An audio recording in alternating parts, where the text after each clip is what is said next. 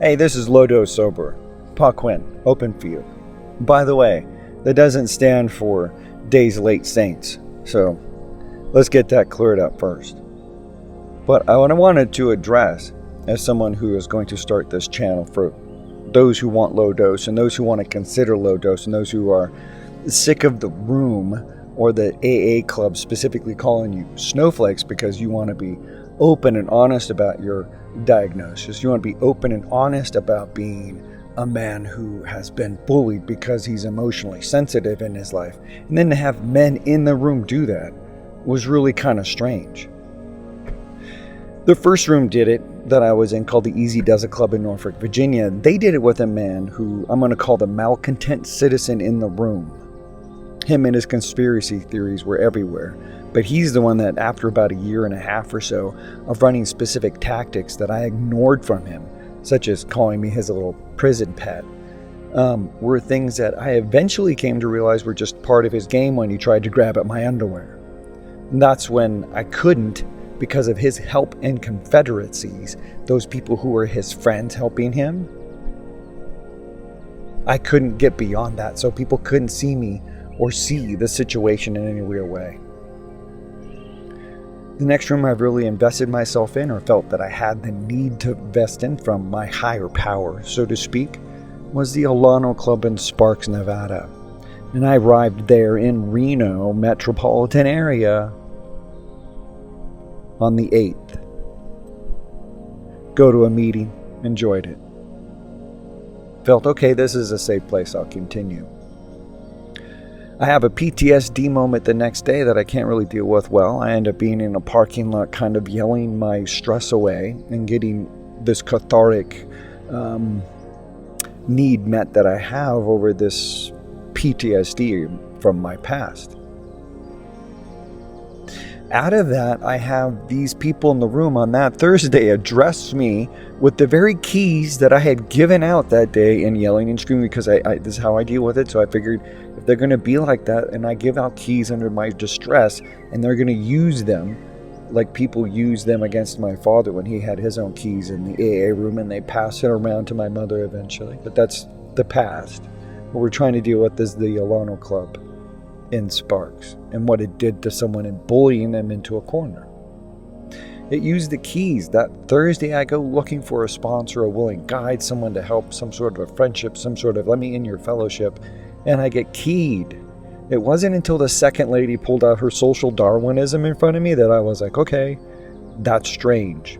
There's intent and purposefulness. Let me sit back and wait. Let me try not to, go through anything. So I come to the next meeting on the 15th of July, 2023, and I find myself assaulted after I ask a basic question about whether or not I can be safe in the room and what they're going to do about someone who wants to sit in the front of their club and call people their fucking crack whore. And yeah, effing crack whore is the term that I'm going to use because that's how it made me feel when the malcontent citizen started calling me those things. So in this room started doing the things with keying me and being difficult to me and treating me as if I was this thing that they could gaslight and push into a corner. I realized that they seemed to have purposeful intent and felt safe enough to do it. Sadly, I have to apologize to a lot of people because it's the July the 15th in Reno, Nevada. There was something going on and all I was doing was bitching up a storm because I was going through my catharsis again.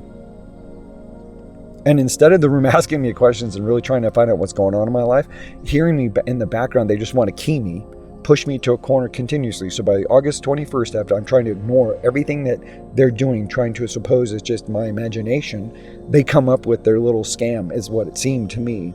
The difficulty that I come in with, asking them a question, giving them opportunity again to do that thing if they wish to. Not being ugly or indifferent, but being kind of difficult.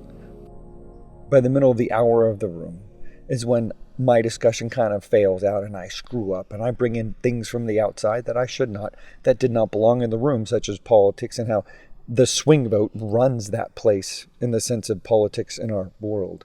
Sorry that's not how a GOP'd Alano Club seems to see it, because the very next day this woman's husband, who is named Tracy, her husband comes in, surprising her with his friend.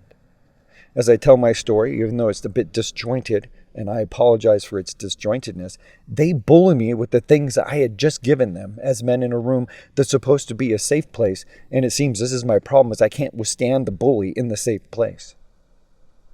So my question to maybe everybody is, are we going to stand for this in the clubs of AA? Is this how you get to treat people who in supposedly dual diagnosis meetings where that's allowed and crosstalk is acceptable, my wanting to retrieve from that man who slighted me, who was Tracy's husband's friend, something that I haven't told you that he did, something that I'm not saying that he said.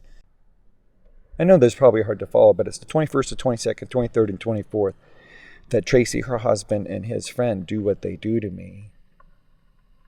Tracy's husband specifically tells me that my story isn't allowed in the room and it's outside talk because I'm talking about how my autism and addressing my autism resolves my alcoholism. That is allowed in the room.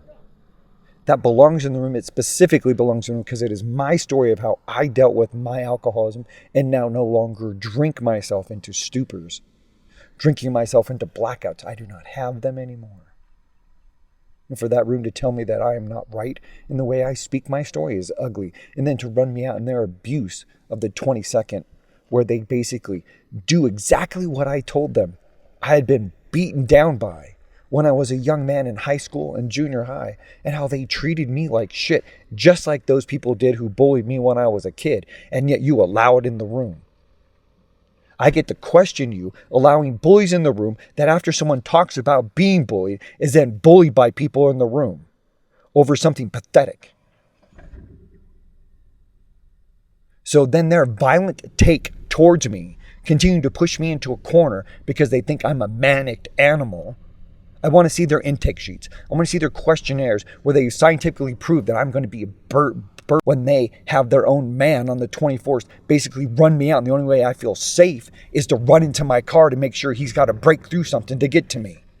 I shouldn't have to feel terrorized to walk up to a room because I want to share my story about how my autism, when I dealt with it, helped me to be sober and start addressing my depression and start addressing the things in my life that brought me to alcoholism. So if you don't like that AA club and Alano club, if you don't like that, remember clubs, you're the one that gets changed, not the steps or the traditions. You get changed every time. Last time, it was NA that came and got forced upon you.